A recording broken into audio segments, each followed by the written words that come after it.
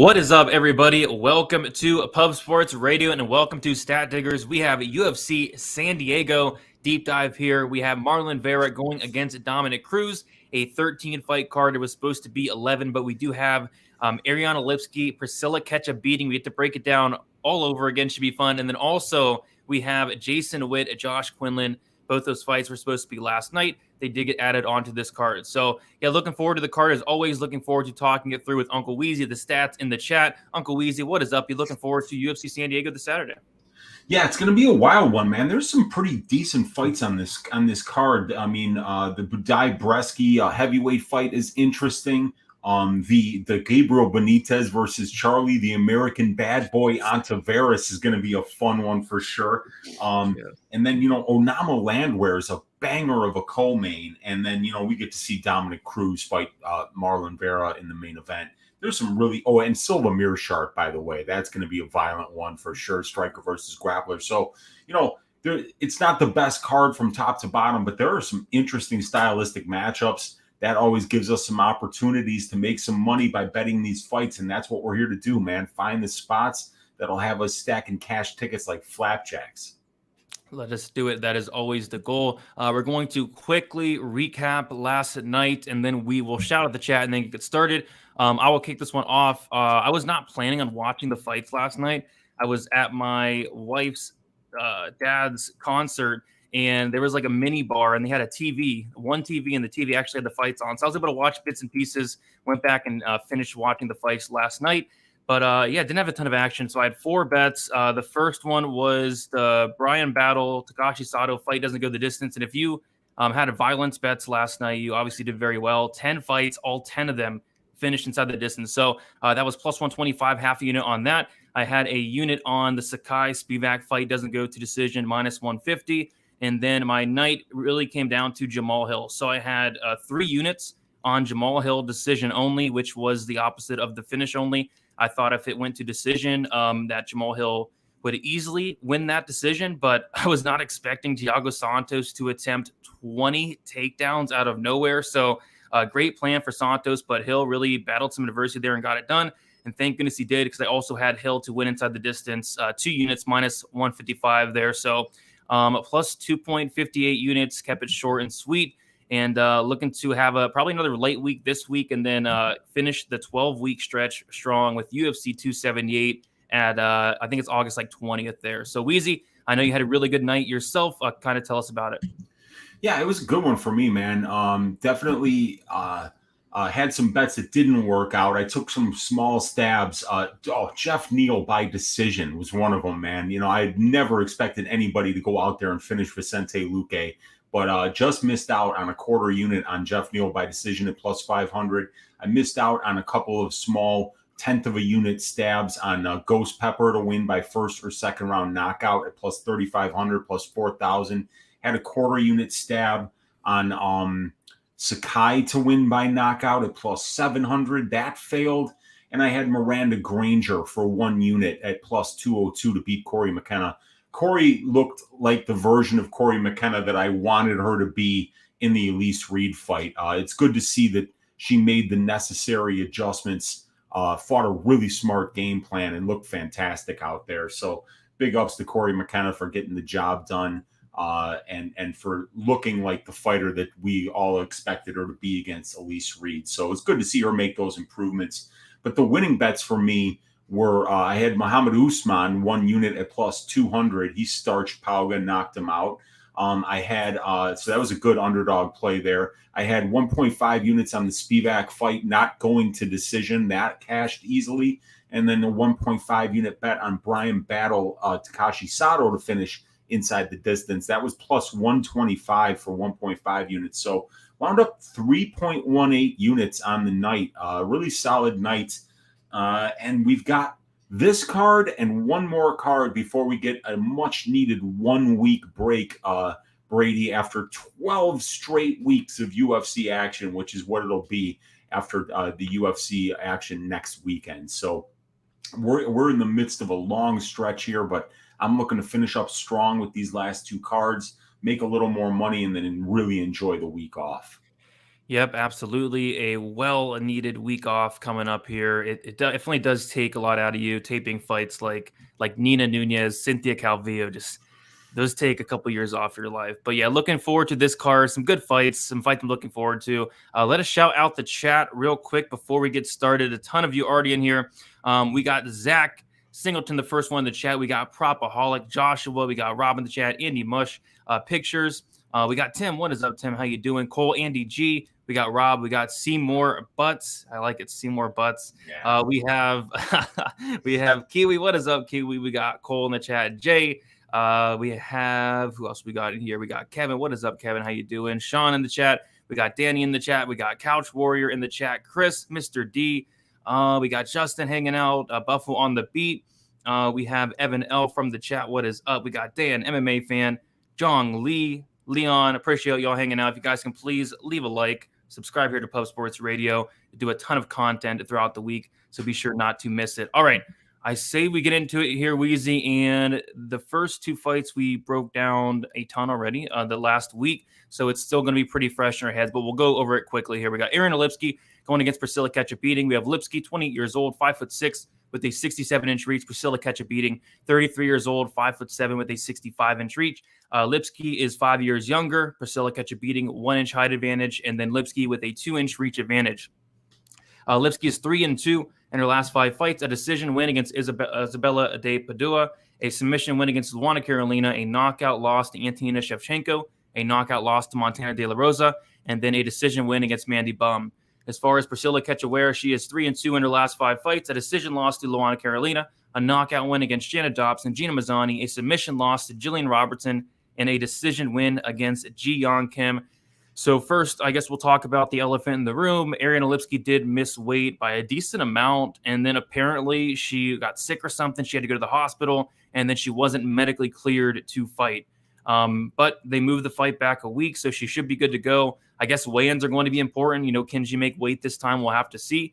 But yeah, basically this is a fight where I do like the Lipski side here. Priscilla Ketchup-Beating, they call her Ketchup-Beating and Zombie Girl for a reason. She's extremely hittable. Some of the worst striking defense you'll ever see. She eats literally 8 to give a couple. I think Lipski should be the better striker here, but I never want to count out somebody like Ketchup. She is a dog. She is a zombie. She's going to come forward. She is very durable. And then I also think that Lipski can potentially get this fight down to the mat. Priscilla Ketchup-Ware's ground game is not good. Lipski's ground game is decent. She has a couple submissions on her record. I was kind of leading Lipski by submission. But yeah, this is a fight where I did have a fight doesn't go to decision bet, and I went and checked my Bet Online account. They actually voided it.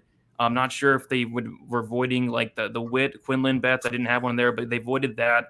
So I'm probably going to hop back in on that fight doesn't go there.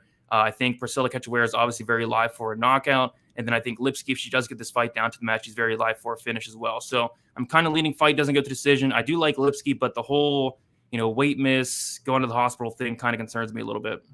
Yeah, but I think that this fight is going to be at 135 this time. Because of the short time. That's what they're saying on Tapology. So we're going to have to wait and see. Sometimes these pieces of information change as the week goes on. But right now, Tapology's got it listed as a bantamweight fight. And I think that in order for medically Lipski to be cleared, they're not going to let her make a second weight cut down to 125, knowing that she didn't even make it, yesterday or the day before, and then now cause her to try to do it again a week later. I don't think it would be good for her. So the fact that this is 135 is going to, probably favor Lipski just because she's the one who's cutting more weight, it looks like, or at least is having a tougher time with the weight cut. So the fact that this is at 135 might favor her, but we have to look at the fact that she just, was in the hospital. You don't want to be fighting somebody like Priscilla Cachoeira 1 week after you've been in the hospital, but that's going to be the case here this weekend. So what I'm looking for here is how Lipski deals with the pressure of Cachoeira, because Cachoeira is going to walk forward, going to try to be throwing bombs. I think that Lipski's the much better technical striker. I think she's the much better wrestler. And I think we're going to see her making those improvements now that she's training over at American Top Team, And if she can find ways to get this fight to the ground with her being on top against Cachoeira, she can win minutes on the feet if she deals with Cachoeira's pressure, and she can win minutes on the ground and potentially even get a submission, because that is the biggest hole in Cachoeira's game is the takedown defense and the submission defense. But if Cachoeira's pressure gets to Lipski, she's going to have a lot of success. So we're going to have to see how Lipski moves on the outside laterally to deal with the pressure. Can she fight off of her back foot? If she can't do it, is she going to be able to get takedowns against Cachoeira? If she can't do either of those, it's going to be a long night for Lipski. But I think she'll actually be able to do both. And I think she'll actually be the more powerful striker here. So just like last week, I'm going to pick Lipski to win this one by decision. But, I got to see how they look on the scales, both of them, and make sure that Lipski seems to weigh in and look good on Friday before I would commit to betting her. Yep, sounds good. I don't think I'll be laying the juice on Lipski here. She opened up as a minus 185 favorite. She's currently minus 175 on 5-9, minus 185 on Bet Online there. The fight goes to decision, minus 155. The fight doesn't go to decision is plus 125. So a little bit of a difference there, and that fight doesn't go. I think earlier in the week, last week, it was like plus 155, something like that. So not getting that this week. But any thoughts on the money line? I bet Lipski at minus 170, put her in my greasy 4-legger last week, which became a greasy 3-legger after the Lipski fight got called off. So, and then didn't cash because I had Brogan Walker by decision. Man, she got absolutely murdered by Miller. But yeah, at this particular price, I think it still is a little bit of value on the under, but I'm not betting it. I kind of need more plus money than that. Sounds good to me. All right, let us move on to the next fight, a fight we also talked about last week. We have Jason Witt going against Josh Quinlan. We have Jason Witt, 35 years old, 5'10", with a 70-inch reach. Josh Quinlan, 29 years old, 6 foot, with a 72-inch reach. Josh Quinlan, 6 years younger. Josh Quinlan, a 2-inch height advantage and a 2-inch reach advantage. Jason Witt is 2-3 in his last 5 fights, a knockout loss against Phil Rowe his last time out. Prior to that, a decision win against Brian Barberena, a knockout loss against Matthew Semmelsberger, a submission win against Cole Williams, and then a knockout loss against Takashi Sato. As far as Josh Quinlan, he did have a first-round knockout win on the Contender Series that did get turned over to a no contest for popping for PEDs, which apparently there was something in his system after getting tested, and they moved the fight back a week. I guess that there was something in the system that's illegal in Nevada, but it's not going to be illegal in San Diego. Just like really sketchy stuff here from Josh Quinlan. So I don't know. I mean, this is a fight where Witt probably has success getting takedowns here, but eventually at some point, I do think Josh Quinlan touches the chin of Jason Witt. Jason Witt, some of the worst durability you'll ever see. There's actually a fighter on this card that's less durable, believe it or not, than Jason Witt. We'll talk about him very soon, but still, I mean, 8 losses, I believe, all 8 of them inside the distance. The chin's gone. Josh Quinlan has power. I think Josh Quinlan at some point could be any round knocks out Jason Witt here. But yeah, the whole PED suspension thing, the whole getting this fight pushed back, just super sketchy. And I don't know. But yeah, I think Josh Quinlan knocks out Jason Witt at some point, though. Weezy, how do you feel about this one? Yeah, so Quinlan tests positive. And now Quinlan tested positive for drostalazone in his Logan Urban fight. After that fight, he pissed hot for drostalazone, which is a competition steroid that is meant to be out of your system quickly and is meant to give you, Charlie Sheen-like strength when he's on cocaine in order to go out there and fight. So he's clearly already a cheater. He served a 9-month suspension for that. And then they find when they test him again, below the legal limit, right? So he's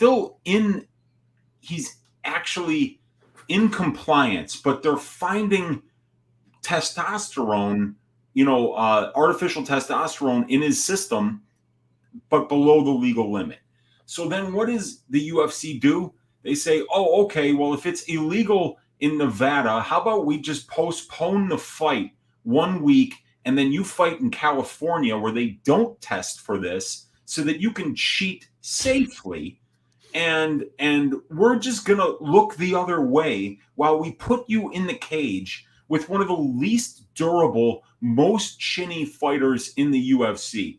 And what leaves me thinking, what the hell is Jason Witt's management saying to the UFC right now? Oh, really? So I'm fighting a fucking cheater that's been suspended for 9 months using drostalazone, okay? And then now he's got testosterone in his system, and you move the fight so he can safely cheat, and I'm supposed to get in the cage with this guy when I've been knocked out in 6 of my 8 pro losses, and when I've been knocked out, I don't have the durability that a lot of fighters in this weight class have. So this is just perplexing to me. But everything about this just feels like it's a very difficult fight to pick, because Jason Witt can wrestle. He can win minutes.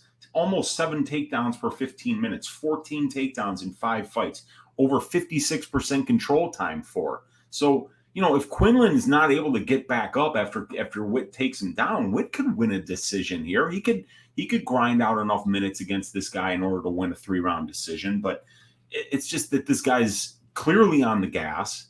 He's clearly got a ton of power, and he's fighting a guy that's not known for his durability. So it's a very touchy fight. I mean, like, if you're betting Witt, your butt cheeks are going to be clenched for the full 15. I can guarantee you that, or however long it takes before Quinlan touches his chin. And if you're betting Quinlan, you might wind up with this dude on his back for long swaths of the fight. And then when you go and you watch the Quinlan tape too, he's went deep in fights with guys that aren't even as good as Witt. So I don't know what to think here, man. This Quinlan guy worries me. I think he's a cheater. He's at a huge experience disadvantage here. And as far as we know, a pretty big grappling advantage, a pretty big strength of schedule advantage. If you're betting Quinlan, you're looking for him to win one moment, but you're paying a very high premium for him to do that, especially against somebody that's as proven of a minute winner at this level in Jason Witt. Yeah, I think Quinlan does eventually knock him out. I mean, like we always say, a gust of wind can knock out Jason Witt, and I'm concerned about Jason Witt on the flight over to San Diego. Like, maybe the turbulence knocks him out prior to landing. You never know with Jason Witt, but you take a look at the line. Josh Quinlan, big favorite, and to be honest, like, with all the sketchy PED stuff, like, I don't know if I want to lay minus 255 on the guy, but minus 255 in Quinlan, minus 250 on Bet Online. I think this is interesting. The fight doesn't go to decision is only minus 160 on 5 dimes. I feel like if Quinlan wins, it's not going to be a decision. I feel like if Quinlan wins, it's absolutely going to be a knockout. So I don't hate that minus 160 for that fight doesn't go. I think we talked about that one on probability, Weezy, and it was like, I think it was like minus 300 or minus 290 when we talked about it on probability. But yeah, 5 times it's showing a minus 160. That's kind of nuts. For a fight doesn't go? Yeah. Man, that's crazy, because Quinlan's got power for sure. I mean, that's really underpriced. And especially because Witt has been finishing all of his pro losses. So 6 by knockout, 2 by submission. And obviously, this guy's getting knocked down on 3.75% of the significant strikes that he's absorbing, 1.48 knockdowns absorbed per 15 minutes. So the path is there for Quinlan to land a big shot and end this fight early. Yeah, absolutely. All right, let's move on to the next fight. We have Youssef Zalal going against Amon Blackshear. We have Zalal, who is 25 years old, 5'10" with a 72-inch reach. Blackshear, 27 years old, 5'10" with a 72.5-inch reach. It's Zalal 2 years younger, and it's going to be Blackshear with a half of an inch of reach advantage. Zalal is 2-3 in his last 5 fights. He has a decision win against Jordan Griffin, a decision win against Peter Barrett, a decision loss to Aaliyah Taporia, a decision loss to Sungwoo Choi, and then a decision loss to Sean Woodson. Blackshear, he is 4-1 in his last 5 fights. And yeah, went back and watched a couple fights of Blackshear. I did see the Chris Moutinho fight. He did lose to Chris Moutinho. It was back in like 2018, but he's fought some really good guys. I think he's fought like Pat Sabatini. He's fought Danny Sabatello. He has some good level of competition outside the UFC here. So looking forward to seeing the debut of Blackshear here. Seems like a really well-rounded fighter. We have not seen Zalal. It hasn't been a while, but we were just used to Zalal fighting like every couple months. But it looks like he has taken a little bit more of a layoff here since that Woodson fight. So Weezy, how do you feel about this one, Zalal versus Blackshear?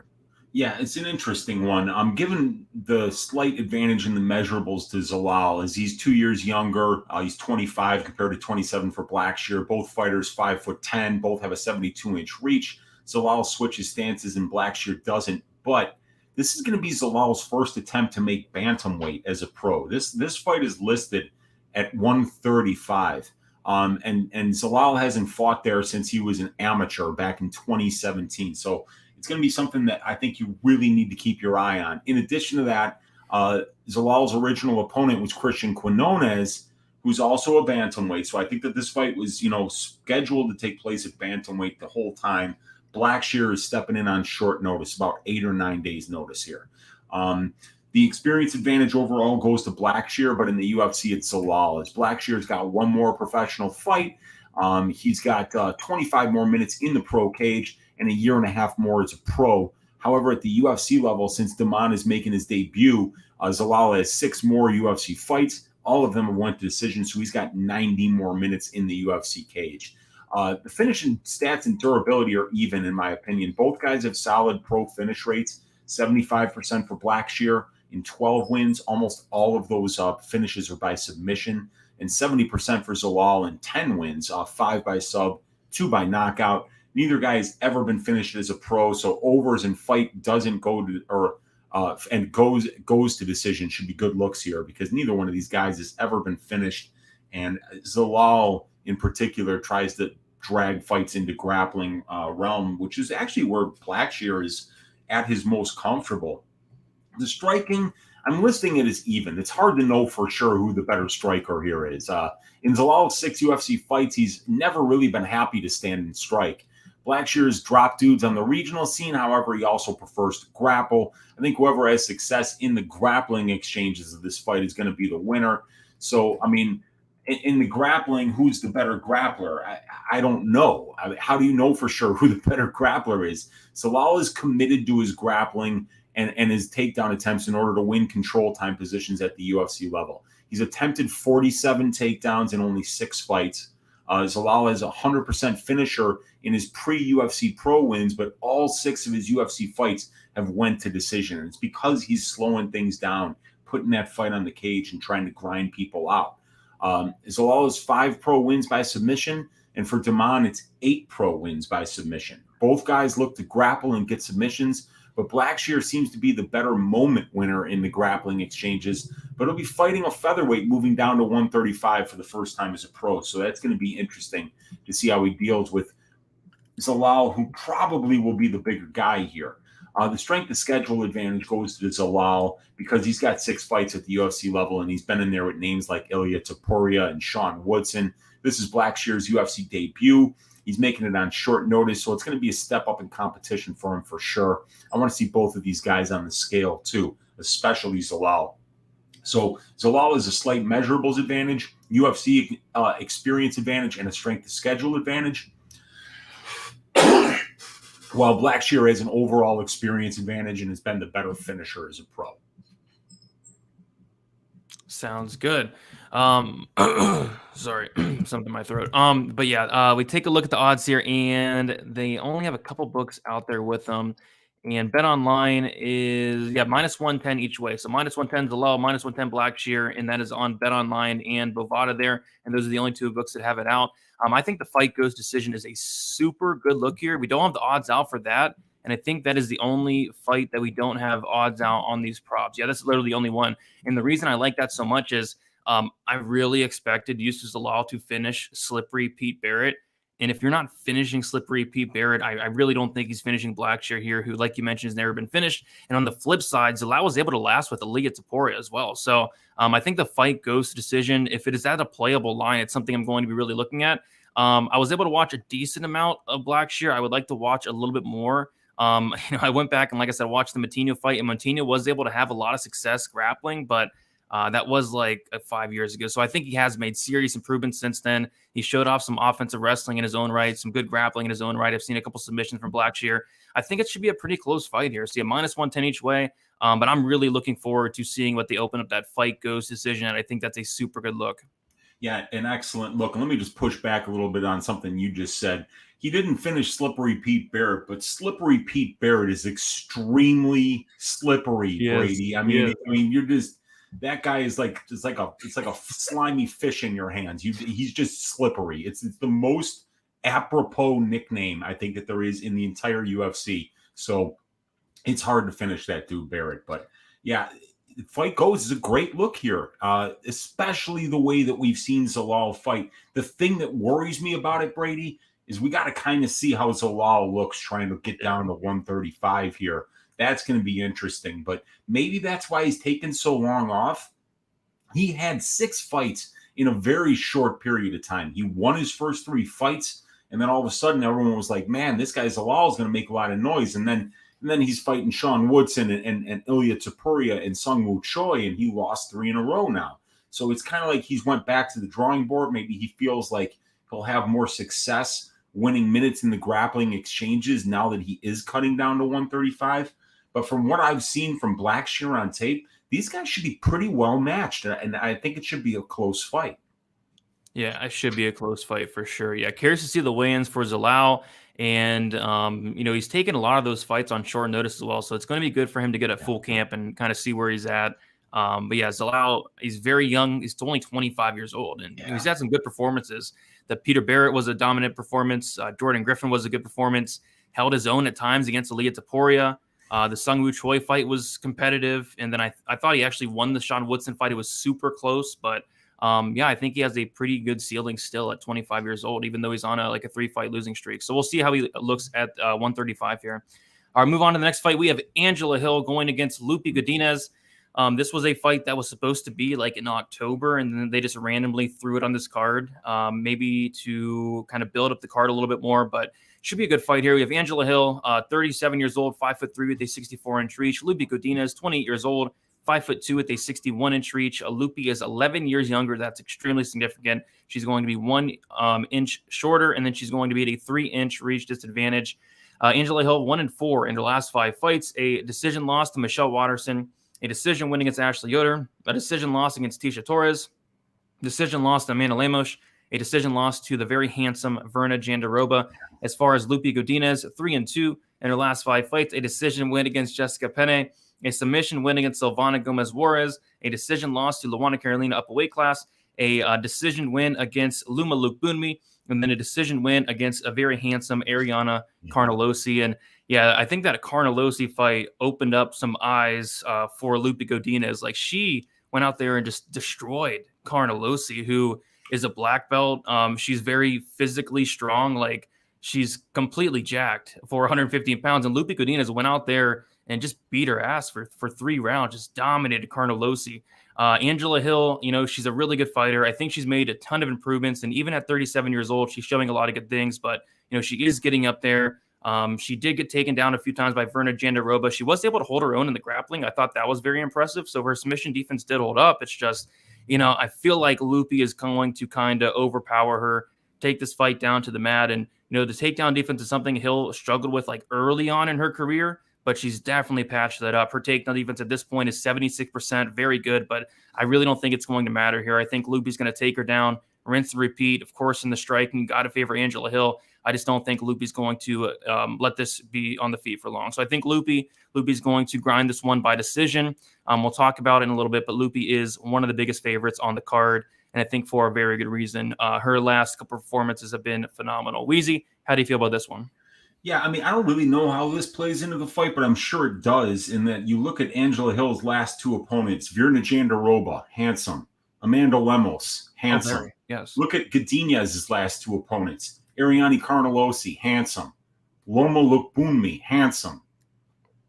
Yeah. I don't know what that brings to this fight, but, 2 losses against handsome fighters for Hill, 2 wins against handsome fighters for Godinez. Maybe that tells us that this is going to be Godinez's fight. But this is it's really just a striker versus grappler matchup here. It comes down to, is Hill going to be able to stop these takedowns? Because Hill's the bigger woman here. She's got 1 inch of height, 3 inches of reach. But Godinez is 9 years younger. That's definitely significant. But Hill's got a big experience advantage, 15 more pro fights. almost 200 more minutes in the pro cage, 4 more years as a pro. She also has the UFC experience advantage with 15 more UFC fights, 212 more minutes in the UFC cage. When it comes to the finish stats and the durability, Angela Hill's got the advantage there. She's got the better finish rate as a pro in comparison to Lupi, 38% for Hill, 26% for Lupi. It's Lupi who's more diverse, though, with 1 knockout and 1 submission, while all 5 of Hill's pro finishes are by knockout. Godinez is the better finisher at the UFC level, though, with a 33% finish rate compared to 25% for Angie Hill. But Hill is incredibly durable.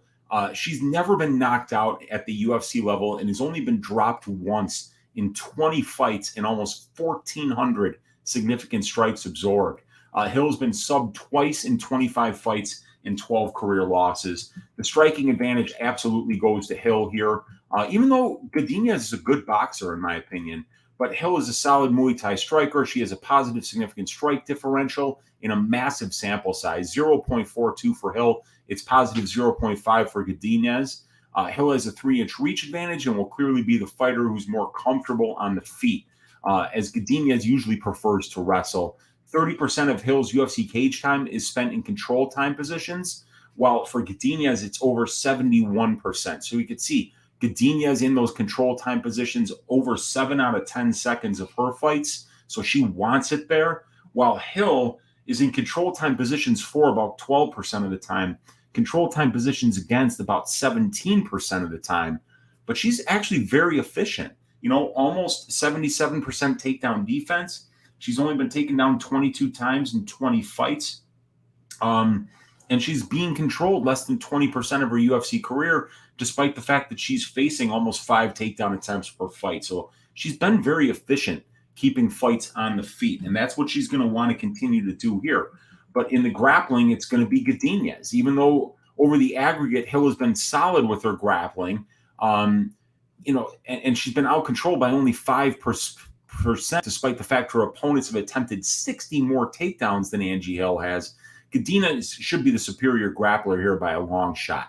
We just saw Jandiroba use a grappling-heavy game plan to easily beat Hill, and Godinez is a far better wrestler than Virna is. But Virna is the way more terrifying submission grappler. And we saw, Angela Hill's submission defense is for real right at this point in her career. Virna had her in several bad spots. And Virna's so dangerous. She's the second most dangerous grappler in the division behind Mackenzie Dern. So the fact that Hill was able to survive those bad spots against Virna is very impressive, but also what's not impressive is the fact that Virna, who's not the best wrestler, just kept getting that fight to the ground. And if Virna can do it, believe me, Lupi can do it. Lupi's averaging 5.37 takedowns per 15 minutes, getting her takedowns at a 46% clip. She's controlling her opponents over 56% of her UFC cage time. So it's going to be really difficult for Angie to keep this fight standing for long enough to win minutes. The strength of schedule is Hill, obviously, with Hill having 20 fights at the UFC level in comparison to Godinez's 5. She's fought the more experienced and better UFC competition. Hill's wins are very unimpressive, though. You could even say Godinez might have the better wins here, as Godinez has a 2.0 ratio in her wins, and in Hill's 8 UFC wins, they come against fighters with a combined record of only 19 wins and 24 losses. So inexperienced competition she's beating, and sub 500 competition Angie Hill is beating.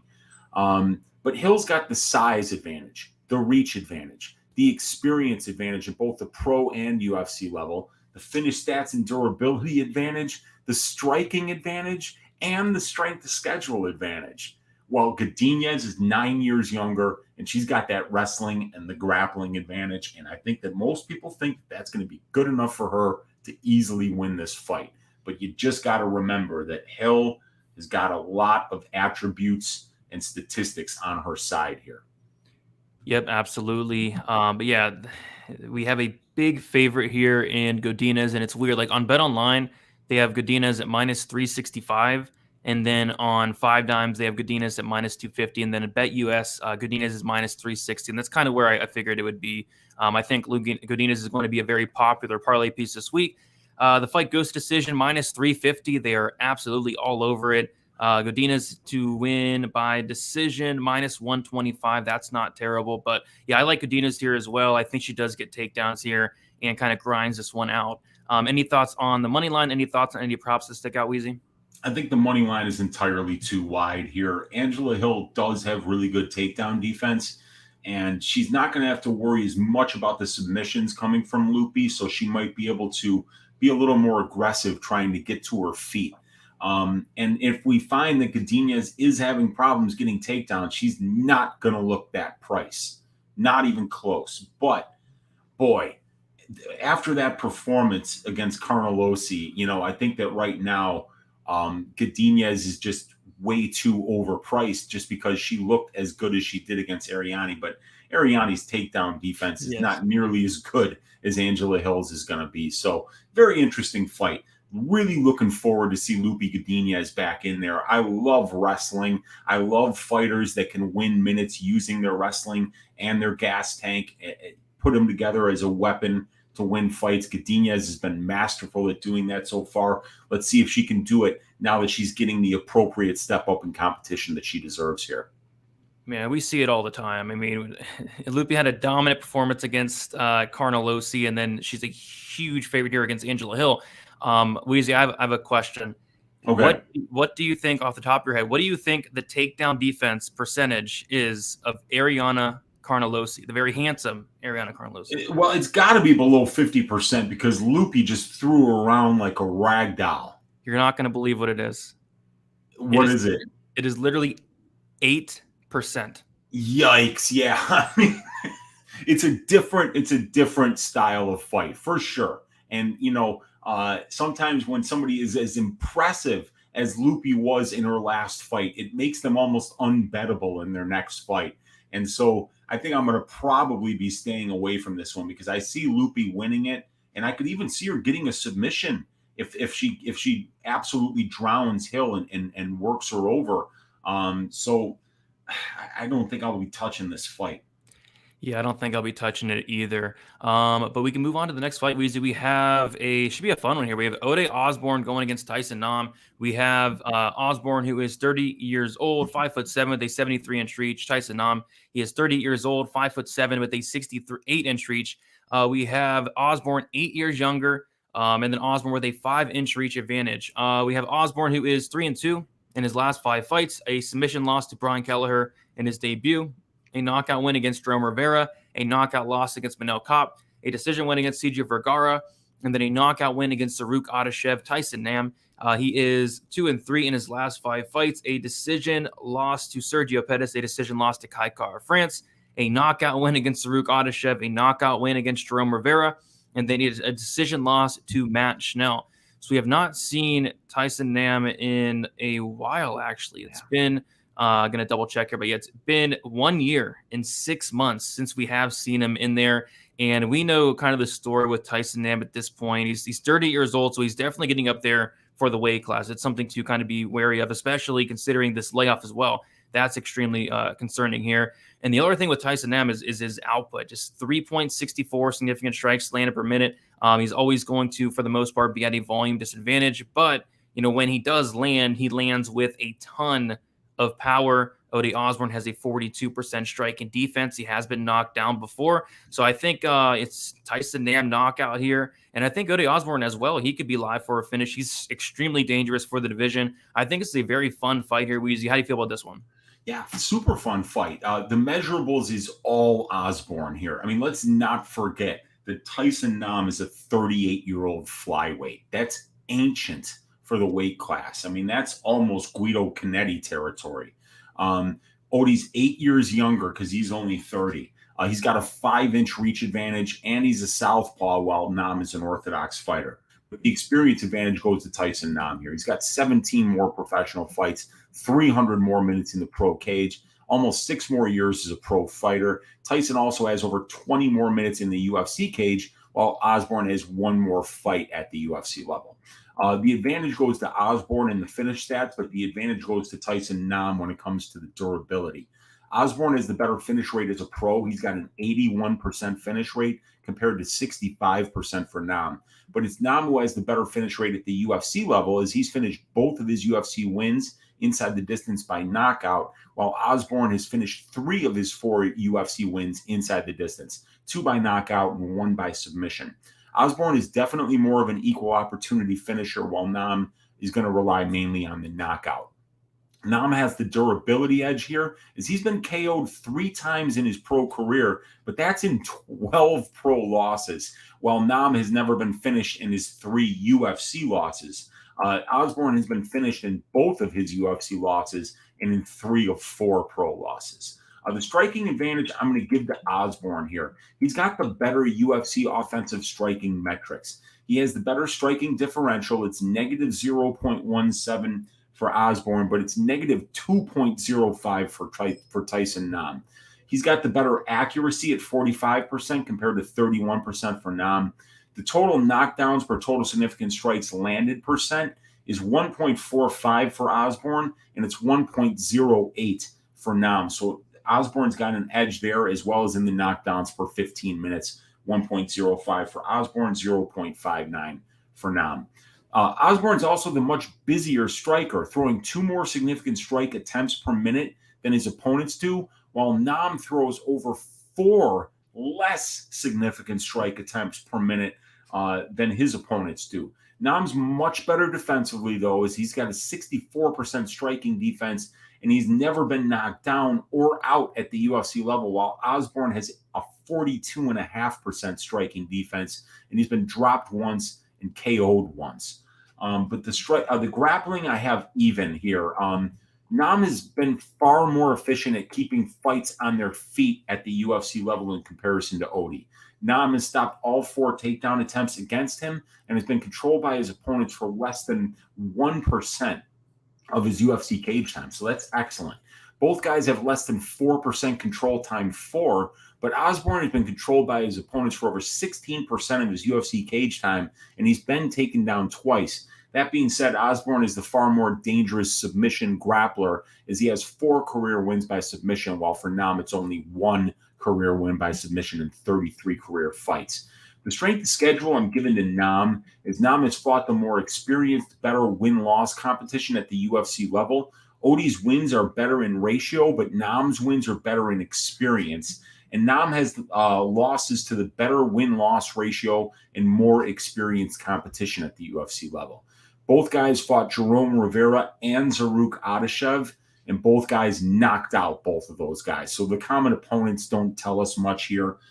In summary, Odi has the measurables, the finish stats, the offensive striking advantages, while Nam has the experience, defensive striking, grappling, and strength of schedule advantages. I think it's a really interesting fight here. Like you said, Nam is low volume. He doesn't hit his opponents much, but he does have a lot of power when he does. But that's the thing about Osborne, is he throws more volume, he lands more significant strikes, and he brings just as much power, if not more, than Tyson Nam at this level. I like Odi Osborne here, the much younger guy. He's the bigger guy. He's the southpaw, and I think he's the more dangerous submission grappler. So it's going to be a very interesting fight, though. I think a fight that has a pretty high opportunity to finish inside the distance. Yeah, I think so as well. And I like Osborne also. The thing that worries me, though, is that striking defense, and he has been knocked down before. And yeah, Tyson Nam, his volume's terrible, but he hits extremely hard. So that'd be my one concern on the Ode Osborne side here. But yeah, Nam's 38 years old at 125 pounds, not great. On top of that, he has not fought in a year and 6 months, not great. I do want to say, though, Nam has been extremely durable in the UFC. Like the last time Tyson Nam's been knocked out was back in 2013 against Marlon Moraes at 135 pounds, head kick, 2013 there. And then before that, he got knocked out in 2008 and then 2006. So he's been super durable. And then I was kind of like thinking this could be a good fight, doesn't go to decision spot. This is a 125-pound fight, and typically we do get better lines on fights at this weight class, but they're kind of all over it here. We have the fight doesn't go to decision sitting at minus 165. No, 165. Minus 165 for the fight doesn't go to decision, and Osborne is a pretty big favorite here. Opened up minus 220, currently minus 230, and then Tyson Nam is plus 190. So yeah, pretty big favorite here in Osborne. I think he does win. Don't know if I'm going to be laying that price tag. And then, like I said, I was also thinking potential, fight doesn't go to decision play, but it looks like they're all over at -165 there, Weezy. Yeah, -165 for a flyweight fight is risky because we're looking at a division that finishes around 43% of the time, 42. So, yeah, I mean, that's something that you should be getting almost a +160 for a fight doesn't go. When you're paying up almost -200, you're getting to that point where you're taking a chance. You got to be right. And one thing we found that we can count on, it's the durability of Tyson Nam. And so I think it's a good stay away fight here, but it's going to be a fun one to watch because both of these guys have a ton of power in the stand up, and neither one of these guys grapples offensively much. So they should stand and bang, and it should be a really fun fight to watch. Absolutely. Going to be a very fun fight, including this next one. I cannot wait for this fight, man. I'm a huge fan of Charlie what's his nickname? Charlie Ontiveros. Is it like the American bad boy, something like that? I think the American bad boy. I mean, when you talk about America, man, and you're looking for a bad boy, Charlie Ontiveros is your guy. Not only a bad boy, but a bad haircut as well does Charlie Ontiveros has. I cannot wait for this fight. We have Benitez. He's 34 years old, 5'8", with a 71-inch reach. Ontiveros, 31 years old, 6'2", with a 78-inch reach. My goodness, like this tail the tape heavily in favor of the American bad boy. He's going to be 3 years younger. He's going to have a 6-inch height advantage and a 7-inch reach advantage there. Benitez is 1-4 in his last 5 fights. Knockout loss to Sadiq Yusuf, a decision loss against Omar Morales, a knockout win against Justin James, a knockout loss to Billy Quarantillo, and David Onama. As far as Charlie Ontiveros, he made his debut against Kevin Holland, lost that fight. It was like a submission or an injury. Something happened with his shoulder, I think, kind of popped out. But got finished in that fight and then got finished against Steve Garcia in a very exciting fight where he did drop Steve Garcia like 2 or 3 times, and Garcia was able to eventually get on top and finish him there. So I mentioned earlier that there is actually a fighter on this card less durable than Jason Witt, and you guys are probably like, what? Let's start with Jason Witt. How? No, this guy, Charlie Ontiveros, he has been finished in every single loss, 8 losses, and I went back and watched all the tape on Charlie Ontiveros. There's like multiple injury losses here. There's like multiple like corner stoppage losses. And there was a fight where you guys got to go watch this fight. It was a fight where he got kicked to the body, and he tells the ref, he's like, no, I'm done. He walks away. The ref like doesn't do anything. And then his opponent just beats the shit out of him and actually like flash knocks him out, and the ref eventually stops the fight. And that's not the only time he's quit in a fight. This guy has quit multiple times. And we said it. We said it against Steve Garcia. We said Garcia is going to make this guy quit. And that's exactly what happened. So, yeah, the durability is not there for Charlie Ontiveros, but he does have some skill. And he showed that off in his fight against Steve Garcia, dropping him 2 or 3 times. And then he does have some power as well. Benitez has been knocked out his last 2 fights. Benitez is going to be the much smaller fighter here, the much older fighter as well. So, Benitez is the biggest favorite on the entire card, and I think this line only gets wider. I don't think Ontiveros is UFC caliber. I think one leg kick and Ontiveros could call it quits. One body kick, and this guy could be done. I think the fight doesn't get the decision is something I'm extremely considering here in this spot. I think if Ontiveros does win, it is probably a knockout. Benitez has been finished by knockout 4 times in the UFC, and if Benitez does win this fight, I think it's a knockout as well. Ontiveros, again, has been finished in all 8 of his losses. So I like Benitez here. I think Benitez does finish him, and probably in the very first round. But this fight is going to be absolute fireworks for as long as it lasts, Weezy. Yeah, and I have to correct DK in the chat, who said that Ontiveros has been finished 8 times by knockout. That's technically not correct. 7 times by knockout, and the other time he tapped to strike. So it's so bad, man. It's so bad. We've got 2 guys on this card who have 8 professional losses and have been finished in all 8 of those professional losses. And Charlie Ontiveros is one of those 2 guys. So violence is the word in this fight. But you touched on those measurables advantage for the American bad boy here. 3 years younger, 6 inches taller, 7-inch reach advantage, and he switches stances against the southpaw and Benitez, which can be very useful because, southpaws are used to fighting orthodox guys. So sometimes when a switch stance fighter goes southpaw against another southpaw, it can throw them off. But we'll see. But the Benitez obviously is going to have the experience advantage here. 13 more fights, 85 more minutes in the pro cage, 5 more years as a pro. UFC experience advantage big time as well, with 10 more fights and almost 100 more minutes in the cage. Benitez gets the advantage in the finish stats and durability. Benitez has the better finish rate as a pro, 81% to 54% for the American bad boy. And it's at the UFC level, he's got a 66% finish rate to 0% for Ontiveros. Ontiveros is the opposite of durable. He's been finished in 100% of his pro losses, 7 knockouts, 1 sub, and it was a verbal submission. Benitez has been finished in 6 of 10 pro losses, so he isn't exactly the picture of durability. But, I mean, in comparison to Charlie Ontiveros, this is Max Holloway, for Christ's sake. The striking advantage goes to Benitez because of the metrics. He's the far better UFC striking metrics, as Ontiveros is only 2 UFC fights, and he got his ass shaved in both of them. So his metrics are a dumpster fire. Benitez has the better significant strike differential, positive 0.62. Ontiveros, it's negative 3.79. That being said, even though Ontiveros has only landed 9 significant strikes in 2 fights, he has 2 knockdowns. He's long, very unorthodox, and he throws wild, unique attacks with lots of power. Chuck switches stances, and he's going to have a 7-inch reach advantage here. But Benitez has been knocked down 4 times in 12 UFC fights. So the possibility of Chuck landing a big shot here or winning moments in the striking exchanges is certainly possible.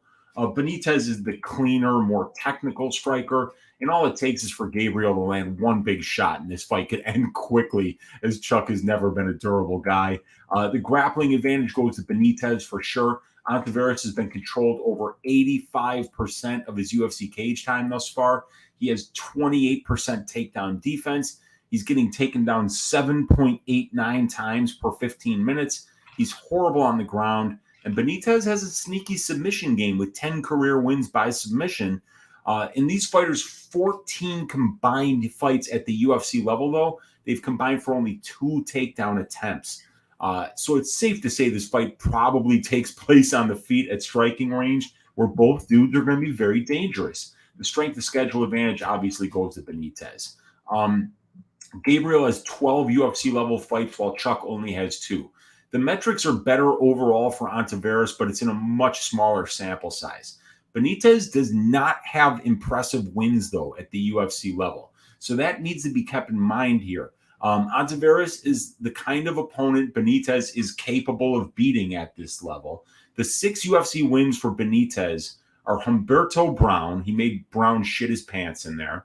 Clay Collard, Sam Sicilia, Jason Knight, Humberto Bandone, and Justin James. They have a combined UFC record between them of 12 wins and 23 losses. And not one of Benitez's wins are against a guy still with the promotion or against a guy with a winning UFC record. So that all needs to be kept in mind. That being said, the kind of wins that Benitez are getting are over guys like Charlie Ontiveros. Benitez has the experience advantage, the finish stats advantage, the durability advantage, the striking advantage, the grappling advantage, and the strength of schedule advantage, while Ontiveros has massive measurables advantages, and he's got really good power. Yeah, this is, Benitez should absolutely beat this guy, but am I laying what the money line is right now on a dude like Gabriel Benitez at this point in his career with what I've been seeing from him lately? Absolutely not. What I'll probably do is do what I did with Ghost Pepper against Terrence, because the line is going to be entirely too wide. Everybody's going to be parlaying Gabriel Benitez. And I mean, I get it. He should absolutely win this fight. But I think I might look for the banana peel moment here and try to get Ontiveros by first round knockout, Ontiveros by second round knockout, put 1/10 of a unit on both of them, and hope to get plus 3,000 or better on both of them. Yeah, and you will probably get some crazy price tags, because Benitez is the biggest favorite on the card, and I think it just keeps on getting wider and wider here. He opened up minus 300. He is now minus 345 on 5 dimes. He is minus 435 on, was that FanDuel Sportsbook? That's Sportsbet. I think I saw him at like 450 on one book as well. So yeah, money pouring in on Benitez. I think people are watching that Ontiveros tape and seeing him, getting knocked out, quitting, et cetera, et cetera. But yeah, the fight doesn't go to decision is kind of where I'll be looking at for this one. The fight doesn't go to decision is only minus 210, which kind of surprised me there. I thought we'd have to be paying like minus 500 for this, but only minus 210 there. And then Benitez inside the distance minus 115. Ontiveros inside the distance plus 400. I think violence is the way to go. Both guys, not durable, especially Ontiveros, but even Benitez has been finished a ton in the UFC. And then Benitez in his 6 UFC wins, he has finished 4 of 6 of them. I think 2 by knockout and 2 by submission there. So I think fight doesn't go is probably the best way to go here, Weezy. Agreed. And I think stylistically, these guys are going to stand and bang. And we know that Benitez throws serious kicks, and so does Ontiveros. I mean, he knocked down Steve Garcia twice. And I mean, the only other guy to do that in the UFC was Meerschaert, who's probably a former, going to be a future champion out there. So, this is a fun fight. Somebody's getting stretchered out of that cage for sure. And it's probably the American bad boy Ontiveros. But that being said, I probably will have a little bit of small action here on Ontiveros at super wide odds because he's a very dangerous striker in his own right. He's going to be the much taller, longer guy. And it's not like Benitez hasn't been knocked out in 4 UFC losses. So, I mean, come on. This is something I want to get, try to hit a home run and only make a small bet and see if it works out. Yeah, my only concern about that is Ontiveros potentially quitting during the face-offs. It would be my only concern. But if he makes it to the cage, then sure, I think that's super live. Yeah, and Goots is saying, did I hear that right? Meerschaert, future champ. Yeah, I'm joking about that. I was just pointing out that, Garcia's been knocked down twice in 2 UFC fights by 2 different dudes. And one of them was Charlie, the American bad boy, Ontiveros. So just had to, and then my guy Kiwi saying Meerschaert, the Greco-Roman wrestler. Yeah, apparently he's a champion Greco-Roman, and we've never seen any wrestling whatsoever. Yeah. Just like Yazong, who is a Greco-Roman champion as well. Yes, sir. Yeah, if you're in the Sichuan region of China, you're the only person showing up to Greco-Roman wrestling tournaments, and they'll just hand you that medal and say, congratulations, champion. Absolutely. Shout out to Yazong, who, and shout out to everybody hanging out with us. We have 235 hanging out with us for UFC San Diego. If you guys have not already, be sure to leave a like and, of course, subscribe to Pub Sports Radio. We do go live every Sunday, 7:15 p.m. Eastern Time to break down the upcoming card. And I say we keep going on here. So we have Lucas Bresky going against Martin Budai. We have Budai, 30 years old, 6'4", with a 77-inch reach. Bresky, he is 30 years old, 6'4", with a 78-inch reach. We have Bresky with a 1-inch reach advantage. Budai is, doesn't say there, but he is 5-0 in his last 5 fights. He did win a decision against Chris Barnett in a fight where I think it was like a illegal knee, something like that. And then the fight ended up going to the scorecards there. Budai got it done. I did lay the chalk on Budai in that fight. I think I got him like minus 250 against Chris Barnett there. And he won the fight, but I really thought that Chris Barnett was going to try to eventually get a DQ in there, but luckily it did go to decision there, and Budai got the win. Was not really impressed with that performance, though. I thought he should have finished Barnett and done it pretty quickly there.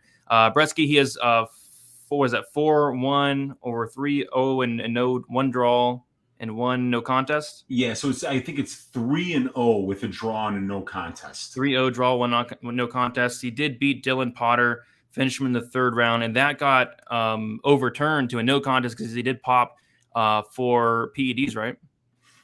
So it got overturned to a no contest because it was determined that Dylan Potter did not tap to the choke that Mark Smith thought he tapped to. So Dylan was very furious about that and pushed the commission to overturn it to a no contest, which they did. And then the competition urine sample came back, and Lucas Bresky pissed hot for, clomiphene. Tiger blood.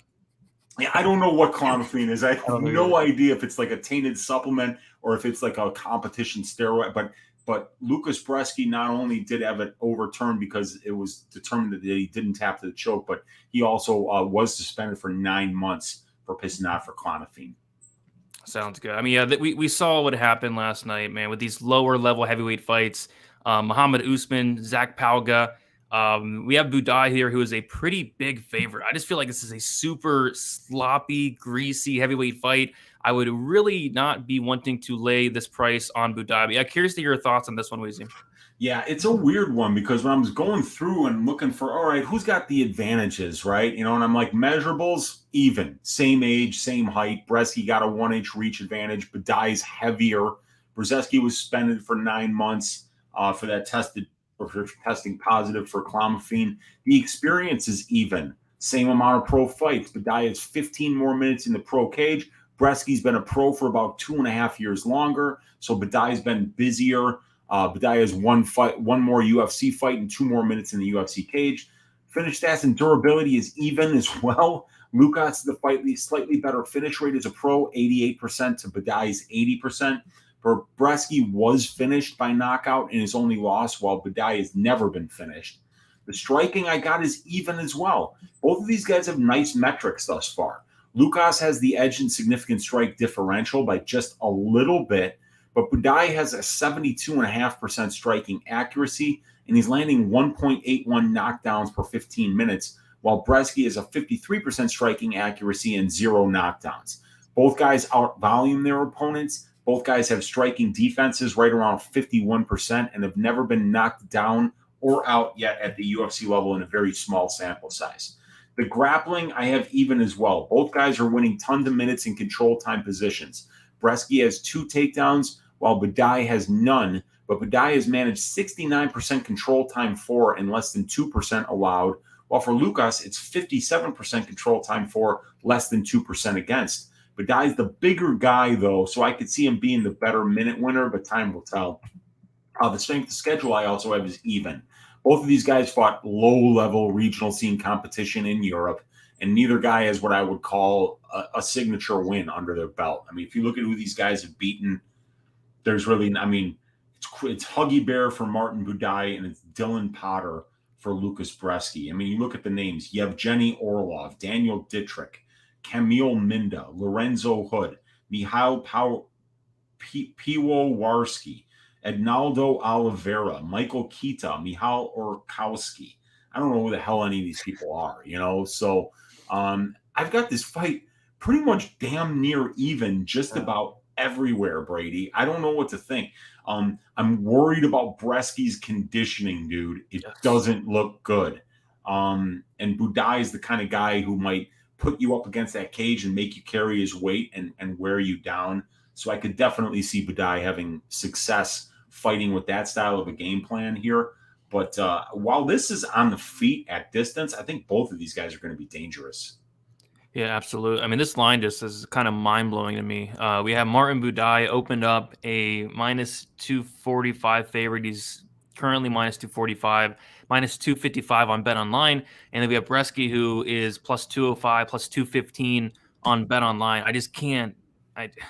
I'm not impressed with Martin Budai. Like minus 255. It seems like this fight is going to play out a lot closer than that. So yeah, it's probably going to be a pass. I don't really want to bet this fight. If anything, it's probably a dogger pass at this point, but minus 255 for Martin Budai. I think he wins. I think he's going to have a cardio advantage. I did see Bresky slowing down like in the first round of some fights, but minus 255 in a fight like this, I think I'm just going to pass.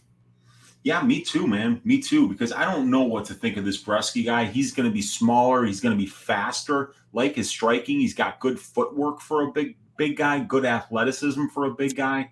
And he's a real 6'4", 78-inch reach. So, and both of these guys are only 30. We could see improvements out of both of these guys going forward now that they're at the UFC level. But, it's hard to know. And, laying minus 300 on lower level UFC heavyweights is always sketchy, man. I mean, look, you just did it with Zach Pauga. Not you, but a lot of people just did it with Zach Pauga last week. He was supposed to be faster. He was supposed to be the better striker. He was supposed to win that fight pretty easily. One big left hook lands and the fight's over with. So, yeah, I don't like laying minus 260 on somebody like Budai when I can't see anything on paper that has me screaming, oh, he's way better in this area of fighting. Yeah, I mean, maybe probably the better gas tank, but yeah, outside of that, yeah, I think I'm gonna pick Budai to win, but I just don't know if I'm gonna bet like minus 250. Do a dono in the chat, Joshua. This was from earlier. Just caught up to it, saying this is one of the best shows on the internet. Appreciate that. Cheers to you, fellows, for putting in the work. Appreciate you, Joshua, for the dono in the kind comments there. It does go a long, long way, and yeah, it definitely is a lot of work, man. Especially when you got to do shit like this and you got to tape Yazmin, Jauregui going against Iasmin, Lucindo. Like, who are these fighters? Who are these fighters? I was able to watch a couple fights from each, but still, I mean, this is on the main card as of now. Which, if it continues to be that way, it's kind of criminal. I feel like it should be like the very first fight of the card.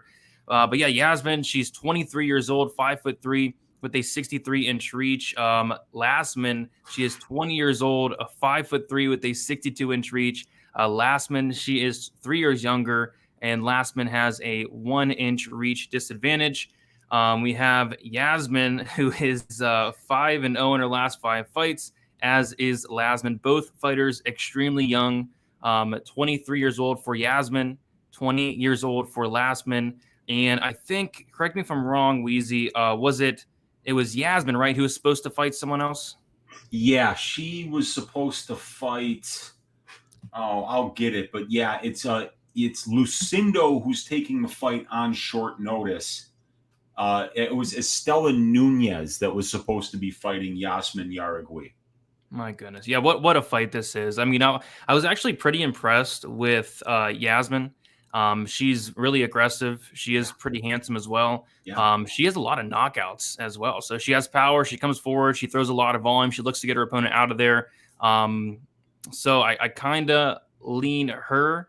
Just probably need to go back and watch a little bit more of Lucindo. I watched her last fight. She went out there and got some takedowns. The wrestling looked good, but to be honest, I can't see myself betting on this fight. I'm probably going to pass here just right off the bat. We have Yazmin as a decent sized favorite. I think I'm okay. I'm going to pass here. Weezy, any thoughts on this one? I told you earlier I was going to try to skip it, but we're talking about it a little bit. We're talking about it. I mean, the thing about this fight is that this Lucindo has 17 fights. She's only 20 years old, so this is hopefully somebody that if she's not completely fraudulent, that we'll be seeing at the UFC level for a long time to come. She's got a lot of years ahead of her in this game. And Yazmin Jauregui is only 23 years old, and she's fighting out of the happiest place on earth, Brady, Tijuana, Baja, Mexico, out of Entrim Gym. So, she's out there with a pretty good team. And we've seen, I watched her fight against Claire Lopez. Yeah, I was very impressed. And she's got a win over Stephanie Frausto, who I think is Zoila Frausto's sister, if I'm not mistaken. And then we see that Yazmin Lucindo has got a win over the very handsome Sarah Frota. She's also got a win over Lucrezia Ria, who's a fairly higher level regional scene fighter.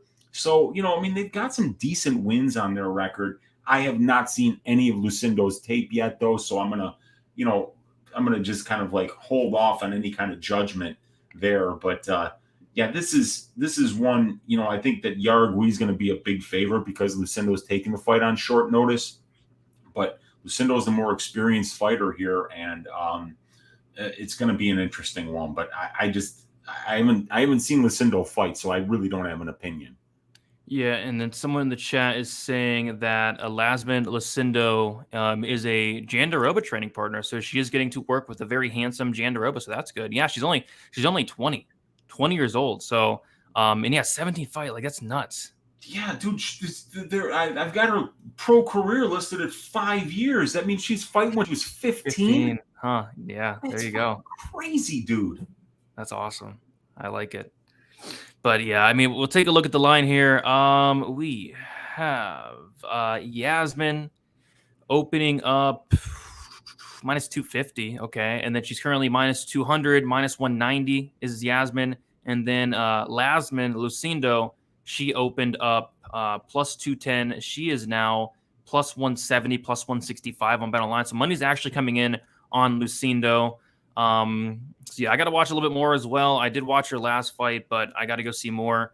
I don't know. I'm not laying minus 200 on Yazmin, though. That's a fact.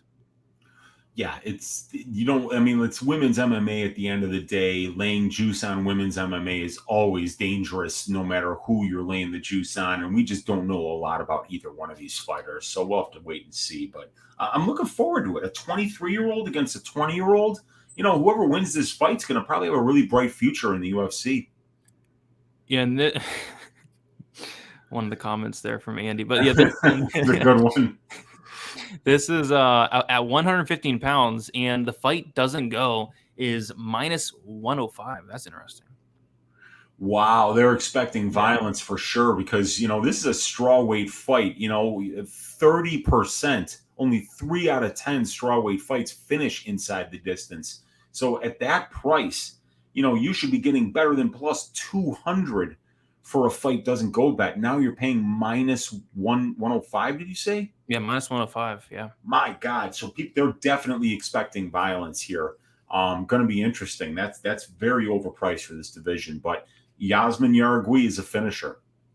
75% finish rate and 8 wins. So, yep, for sure. So yeah, so that one should be interesting, I suppose. And we'll move on to probably my favorite fight on the entire card outside the main event. We have Bruno Silva going against Gerald Meerschaert. This is going to be such a good fight. We have Silva, 33 years old, 6 foot with a 74-inch reach. Meerschaert, he is 34 years old, 6'1" with a 77-inch reach. It's going to be Silva 1 year younger. Meerschaert with a 1-inch height advantage and a 3-inch reach advantage as well.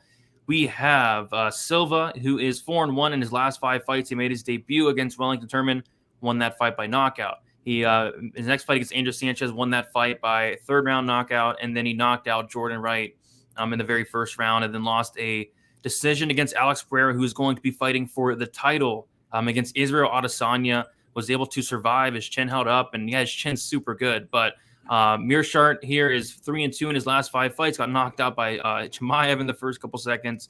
Submitted Bartosz Fabinski, submitted Mahmoud Muradov, submitted Dustin Stoltzfus, and lost a decision to Krzysztof Jotko. I know these guys went to decision in their last fight, Weezy, but this fight has violence written all over it. Stylistically, not only are these guys crazy finishers, like Gerald Meerschaert has like a 94% finish rate, maybe 95%. Yeah, when he is winning fights, he is winning them inside the distance, and he is winning them more specifically by submission. Bruno Silva, this guy is a finisher, tons and tons of power in his hands, but when he loses, he is typically losing by submission. Bruno Silva has been submitted, I think, like 5 or 6 times in his career. So, stylistically, if this fight hits the mat in any type of way, Meerschaert is super dangerous. He's going to be live for that submission. Although Bruno Silva apparently is a black belt, he has been submitted a ton. And then on the feet, like Meerschaert is just a liability, especially against Silva here. Silva should knock this guy out if it does play out on the feet for long periods of time here. So, striker versus grappler here. Either Silva knocks out Meerschaert and probably early on, or Meerschaert is able to get this fight down to the mat and finds that submission. So, Weezy, I'm really curious to hear your thoughts on this banger here. Yeah, it is. This is beautiful matchmaking. Absolutely love this matchmaking. Classic striker versus grappler matchup with Bruno Silva, 22 pro wins, 19 knockouts. With Gerald Meerschaert, 34 professional wins, 26 wins by submission. And then you see that Silva's been submitted in 5 of his 7 pro losses, and Gerald Meerschaert's been knocked out in 3 of his 7 UFC losses. So everything lines up for violence. If this is on the feet, Bruno Silva's probably landing a big shot and knocking out Meerschaert. If this thing goes to the ground, Meerschaert's clamping onto that neck and finishing him. There's really not much else to break down besides that, other than the fact that Bruno Silva has a hilariously bad striking defense, sitting about 37.5%. And Gerald's striking isn't terrible. He'll be able to hold on there. He was standing on the feet with Mahmoud Muradov for quite a while and holding his own. I think that this fight's a little bit closer than what the line suggests. Meerschaert is not a guy who's getting a ton of takedowns, but he is attempting 1.77 submissions per 15 minutes, and he's finished 8 of his 9 UFC wins by submission. He does have a knockout as well. So both of these guys are extremely dangerous. If you look at the strength of schedule thus far at the UFC level, the overall ratio and more experienced competition goes to Meerschaert, and the wins are very close, as Silva's wins are against more experienced competition. Meerschaert's wins are against guys with slightly better win-loss ratios, and Meerschaert's got the better losses, even though Silva's only losses to the guy who's fighting for the title next. So it's a brilliant fight. It's an incredibly compelling fight. Bruno Silva, like I said, 19 wins by knockout. Gerald Meerschaert, 26 career wins by submission. It's such a great fight. I might be taking a stab on Meerschaert by submission here if I can get something better than plus 400, plus 500. Yep, I mean that's his win condition there, right? That submission. And taking a look at it on 5 dimes, Meerschaert inside the distance right now is plus 405. So you'll definitely be getting at least plus 400 for that submission prop there, which again is his win condition. And then Bruno Silva inside the distance minus 125 makes sense. He's minus 280 on the money line. He opened up minus 265. He's now minus 280, minus 270 on Bet Online. And then Meerschaert is a big dog, plus 240 on 5 dimes, plus 230 on Bet Online. The spot I was looking forward to is that fight doesn't get decision, and they have it at minus 245. This is the widest fight doesn't go prop on the entire slate, but rightfully so. Stylistically, this fight should finish inside the distance. All the numbers line up as well. Minus 245 could be a solid parlay piece there. But yeah, I like Silva here to knock out Gerald Meerschaert, but the fight does cover both sides there. You can't really lay the minus 280 on Bruno Silva. Would not really recommend that. But maybe like Silva by knockout could be something to look at. I'd be shocked if Silva submitted Meerschaert. I think Silva has 0 submissions, although he is a black belt. Silva by knockout, Meerschaert by sub, violence. Should be a phenomenal fight, Weezy. Absolutely. I can't wait for this fight. It's just a sick fight. I mean, 2 great finishers, really specialists at what they do. So a couple of middleweights. I can't wait for this one, man. The next one, not so much. Yeah, what the heck are they doing? Yeah, this is rough. Well, we were supposed to watch this fight like a month ago, right? I forget what happened, but we will be talking about it here. We have Cynthia Calvillo going against Nina Nunes. Calvillo, 35 years old, 5'4" with a 64-inch reach. Nina Nunes, 36 years old, 5'5" with a 64-inch reach. Calvillo, 1 year younger. Nunes, 1 inch height advantage. Same reach there. Cynthia Calvillo is 1-3 in a draw in her last 5 fights. We have Marina Rodriguez draw there, a decision win against Jessica Ai, a decision loss for Caitlin Chukagan, a knockout loss against Jessica Andrade, and then a knockout loss against Andrea Lee. Nina Nunes, 3-2 in her last 5 fights, a decision win against Angela Hill, a decision win against Randa Marcos, a decision win against Claudia Gadelia, a decision loss to Tatiana Suarez, and then a submission loss her last time out to Mackenzie Dern. So you take a look at Nina Nunes, and she had that pretty big layoff in between the Suarez fight and the Mackenzie Dern fight. So it was about, let me double check here. So the Suarez fight was 3 years and a month ago, and then the Dern fight was 1 year and 2 months. So almost like a 2-year layoff. She comes back against Mackenzie Dern. She looks horrible, and she gets submitted in the very first round there. And then it's been another year and 2 months, and she's now going to fight Cynthia Calvillo. So and this fight's it's just narrative based. Like there's a bunch of narrative and it's on both sides. So this is a fight that I would never bet on. And I don't recommend anybody bets on this fight. On the Nunes side, the narrative is she now has a kid with Amanda. She had that big layoff. Is she motivated? She's on a 2-fight losing streak. She looked awful her last time back. She's now 36 years old, almost 37. What's her motivation? On the flip side, you got Cynthia Calvillo. What is her motivation? She is now 35 years old. She now has an OnlyFans. She's on a 3-fight skid. She quit in her last fight against Andrea Lee 8 months ago. This is a mess, Weezy. I would never, ever, ever bet on this fight. But, we got to talk about it here. And I guess if I had to pick a winner, it's going to be the dog.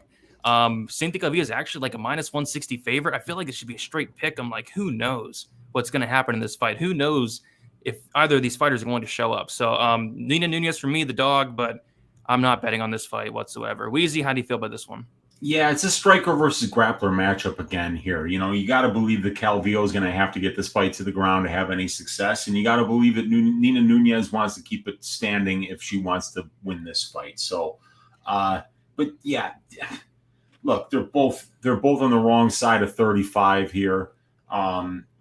They're both experienced. Nunes 3 more pro fights, but Calvillo 3 more fights at the UFC level. But, you know, they just haven't looked great lately. I'm not touching this fight. And we've already broken this one down, so I don't want to go into all that detail again. But let's, and then you add to the fact that Nunes had to pull out the day of, right? Or was it the day before because of the weigh-in? I forget what it was, but because I didn't care about the fight in the first place, because I was just avoiding it due to the fact that there's not a lot you can hang your hat on here. Maybe Calvillo. It's a Nunes illness. Okay, yeah, and I think it was like the day of the weigh-ins or right afterwards. And let's not forget that, Nunes moving up to 125 here. And she had problems with the weight cut down to 125 when she was always fighting at 115 prior to that. So there's a lot of just landmines here. And I mean, no matter what side you pick, you're probably going to be really angry with yourself if the bet doesn't cash. So I'm not even going to pretend to break this one down. I'm staying away. Striker versus grappler, whichever one you think has a better chance, maybe bet it. But this is 1-800-GAMBLER for me.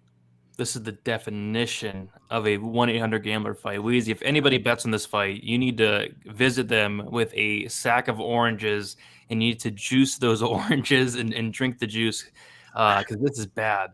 I just bought a sack of oranges yesterday, man. They're fresh. They're ready to go. And I think this is the fight that I'm going to be threatening to beat people for. Yeah, I mean, my goodness. We have this Calvillo opening -160. She's now -150. Nunes opening up +135. She is now +130. So we have a favorite in Calvillo who has looked atrocious. Her last couple fights, her last 3 fights, really. She quit in her last fight. She's got that OnlyFans going.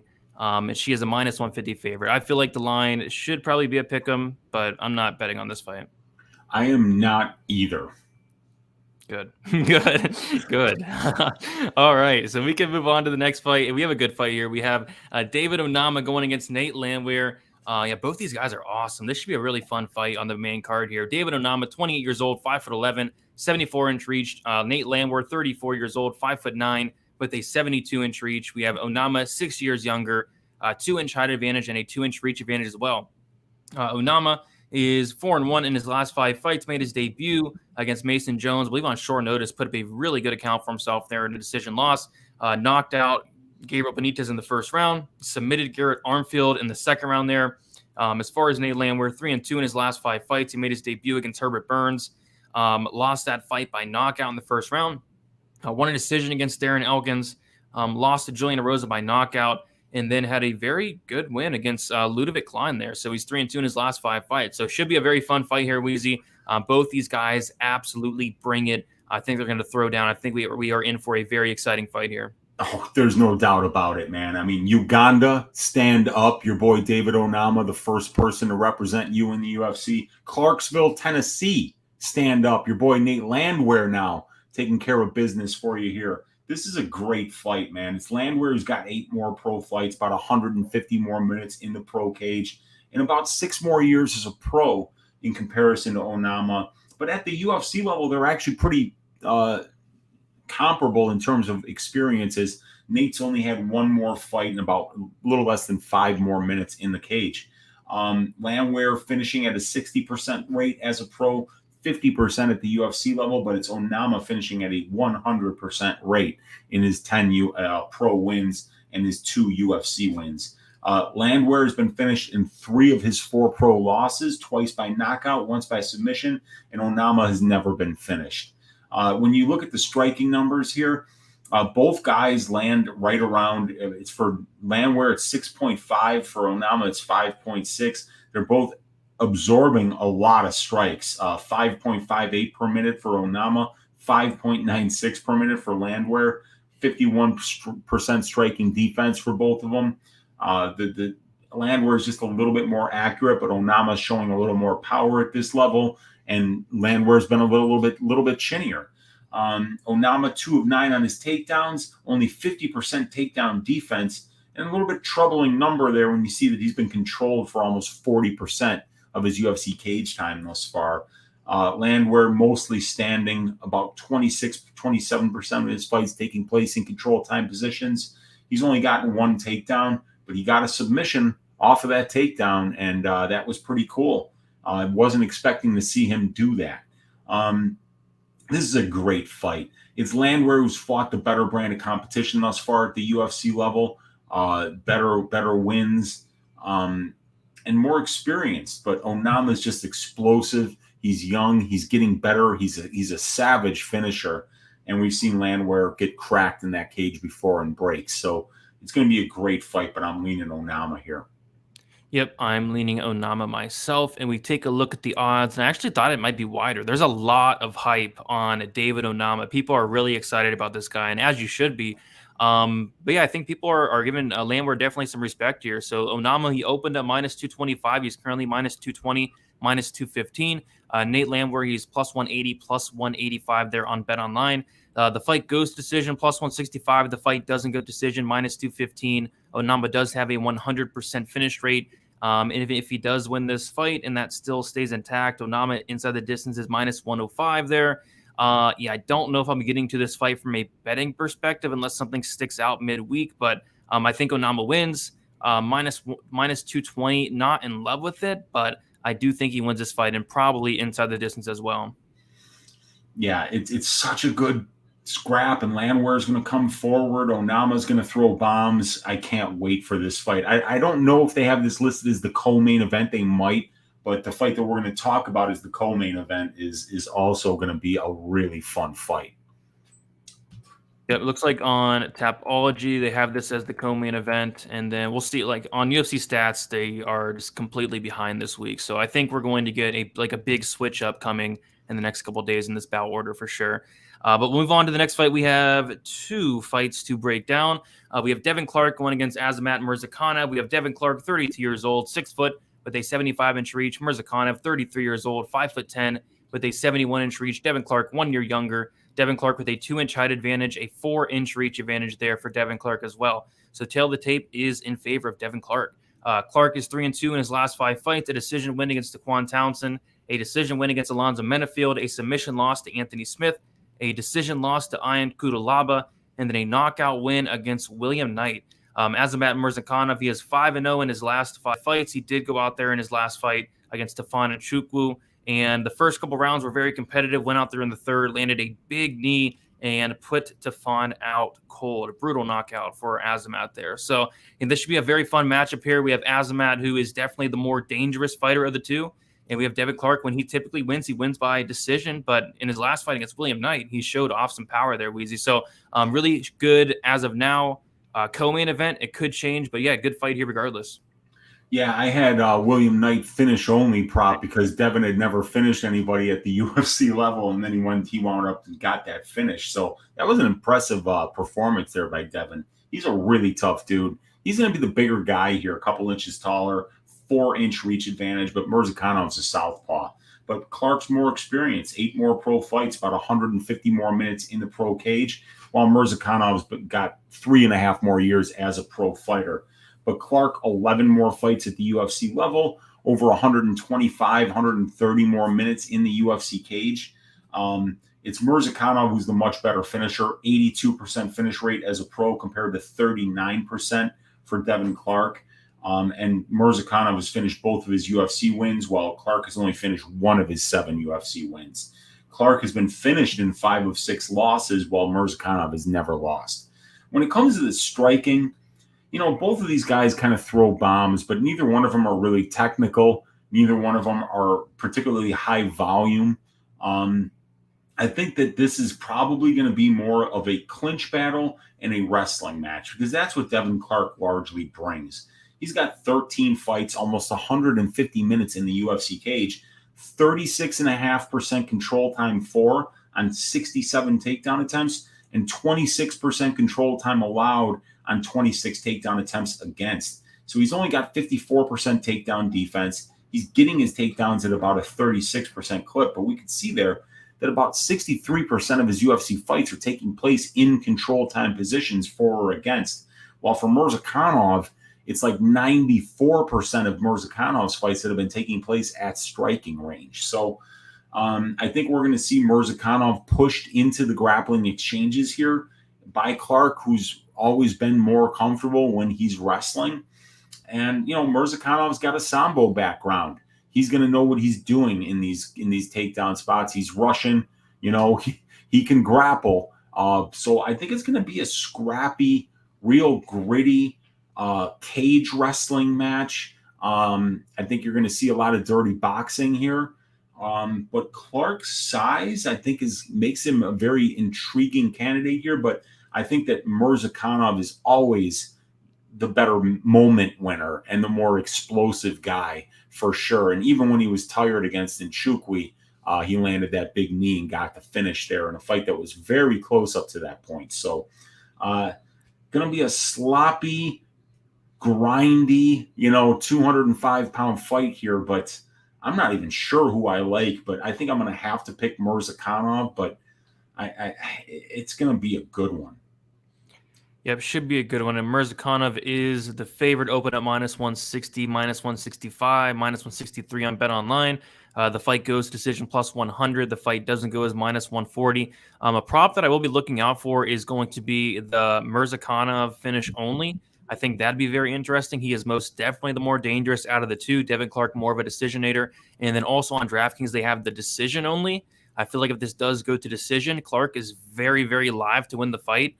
So those are going to be the props I look out for in this one. And then any thoughts on the fight goes or doesn't go, anything like that, Weezy? Yeah, Devin Clark gets finished a lot, and Murzakanov is a big-time finisher. So, I could see either one of these guys getting the finish because it's not like we've seen Murzakanov get pushed a whole lot, right? Only 11 professional fights, but 82% of them have finished inside the distance. And I know one of those fights was against Guto in Ascension. It was just a very slow-paced fight. So Devin Clark's going to push you. He's going to wrestle you. He's going to put you on that cage. He's going to grind. And we saw against William Knight that, he goes the full 3 rounds. Dude's got a ton of heart, too. So very interesting fight here. I'm really looking forward to this one. Yep. Devin Clark is like the opposite of Charlie Ontiveros. He has a ton of heart. He has no quit in him. Like, you just go back and watch that Kudalaba fight. Like, he took a beating in that fight, an absolute beating, and did not quit and was able to survive the full 15 minutes there. So, should be a very fun fight there. And we will move on to now the main event. If you guys have not already, be sure to smash that like button. It does go a long way for us here at Pub Sports Radio. But yeah, we have a good main event. Marlon Vera going against Dominick Cruz. We have Marlon Vera, 29 years old, 5'8" with a 70-inch reach. Dominick Cruz, 37 years old, 5'8" with a 68-inch reach. Marlon Vera, much, much younger, 8 years younger is Marlon Vera. Dominick Cruz is getting up there as he is now 37 years old. And then a 2-inch reach advantage for Marlon Vera.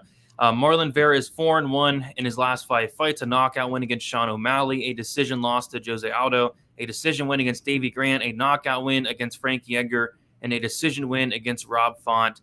Dominick Cruz, 3-2 in his last 5 fights. Uriah Faber, decision win. Cody Garbrandt, decision loss. Cejudo, knockout loss. A decision win against Casey Kenny. And then a decision win against Pedro Munoz. Dominick Cruz looked very good in that Pedro Munoz fight. But yeah, Marlon Vera, we said in his last fight, it was his first 5-round fight. And, our prediction for that fight was, man, Marlon Vera in the 3rd round is insane. Yeah. What is he going to look like in the 4th and 5th round? I think he's going to look good. He's going to look good. And did he ever look good in that Rob Font fight? Like, Marlon Vera is somebody that starts out slow and just gets better and better and more dangerous as the fight goes on. And 5-round Marlon Vera is insane.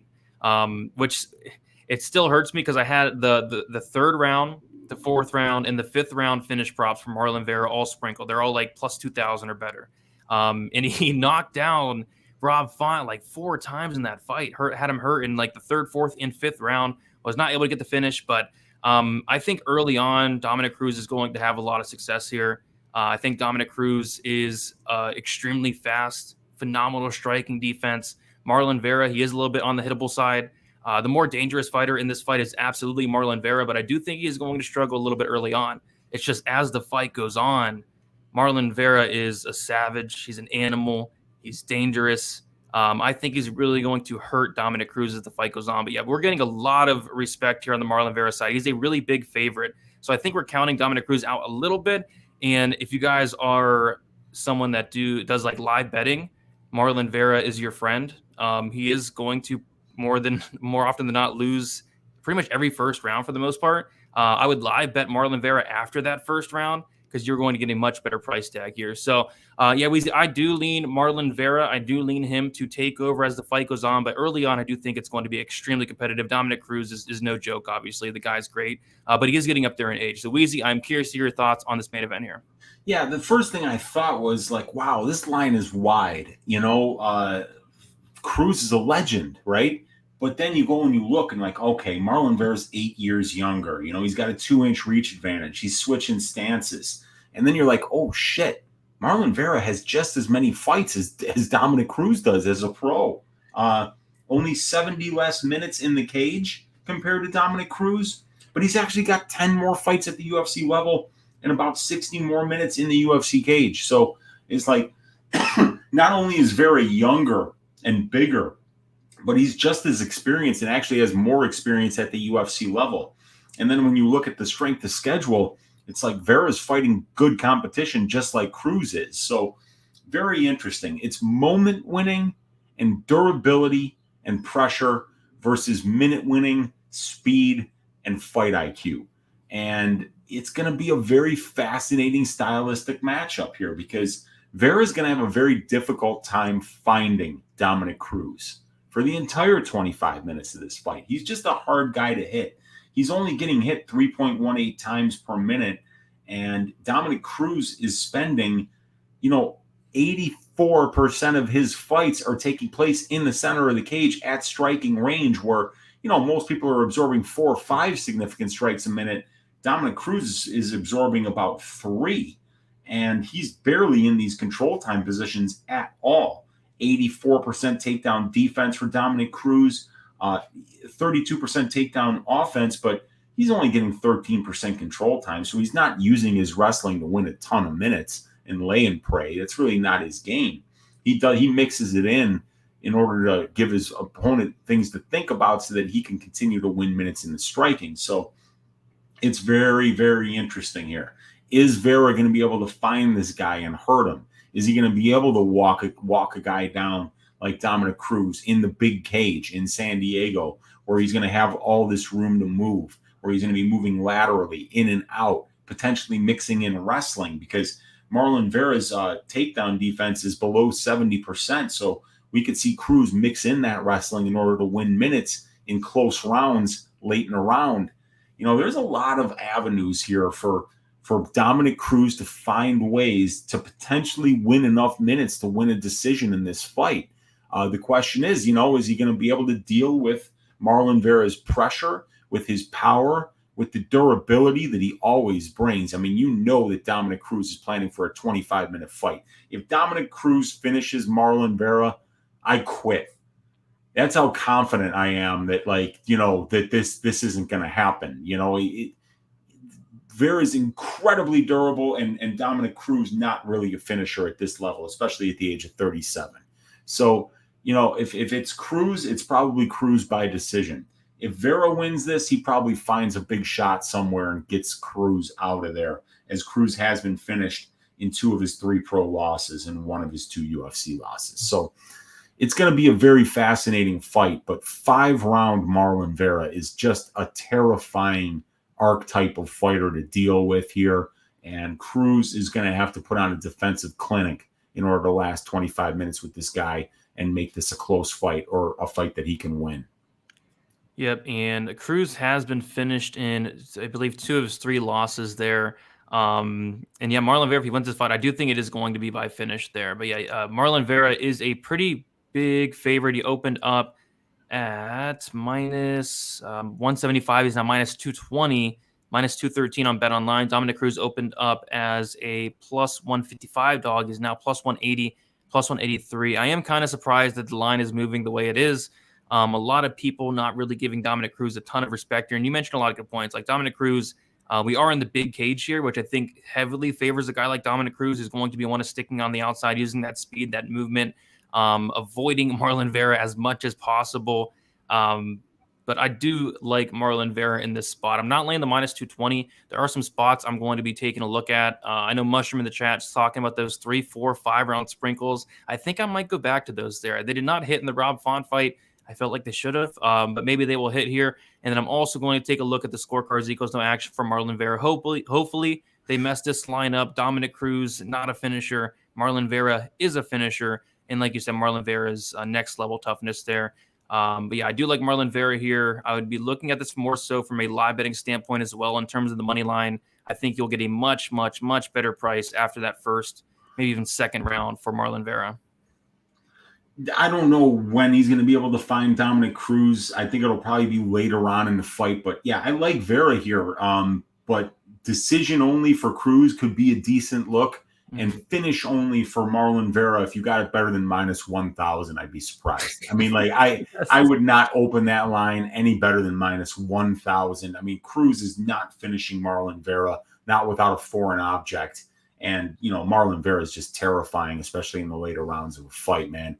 And, you know, Dominick Cruz at the age of 37, supposedly due for ACL surgery already, you know, he might look for a way out if he finds that Vera's pressure is too much for him to deal with. Yeah, I'm definitely on the younger Marlon Vera side as well, the more dangerous Marlon Vera. But Dominick Cruz, I do expect him to have a little bit more success, especially early on, than people might think here. So yeah, Weezy, we did it. Any final thoughts on the card? Yeah, it's a greasy card. Tread lightly. We got a pay-per-view coming up next week, and then we got a week off. So I'm going to try to probably stay small on this one. I'm going to look at some of these time props. There are some great violent spots here that if they aren't too overpriced, I'm going to hit them. But it's going to be a fun card to watch. Like I mentioned, I think Silva Meerschaert's great matchmaking. Onama Landwehr, great matchmaking. Clark Murzakanov, great matchmaking. And then I love that Benitez Ontiveros fight. That's going to be super fun and a really good stylistic main event. Just going to have some fun with this card. Hopefully we can put together 3 winning weeks in a row, both you and I, Brady, by stacking some cash tickets like flapjacks on this one. But yeah, man, it's a good card. Next week's card is going to be even better, and then we can look forward to that week off and regrouping a little bit. 100%. And yeah, like last week, I think I had 4 bets last week. I think it might be another card for me where I'm like, I have 3 or 4 bets and I just like smash those spots that I really do like. Because I do like a lot of spots we talked about, some violent spots, some props as well. So, and we'll be talking about all those as the week goes on, including on probability. Uncle Weezy, let people know where they can find you and talk a little bit about probability and what else you got going on throughout the week.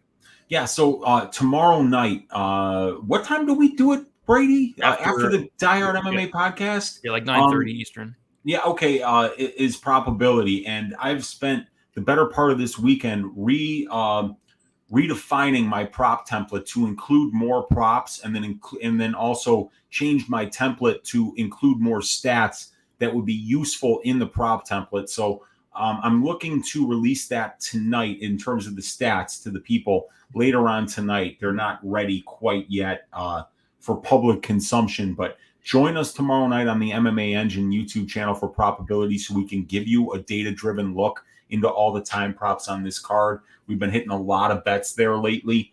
The parlays haven't been going well, but the individual bets that are mispriced, we've been nailing them lately. And the Spivak violence bet and the Sato violence bet both hit with flying colors last week. And then you can find me on Tuesday nights, 10 o'clock Central Time on my YouTube channel, Uncle Weezy, for Just the Tip with Uncle Weezy. We hit the ass shaving of the week this week. The greasy 3-leg parlay came up a leg short thanks to Juliana Miller absolutely destroying Brogan Walker.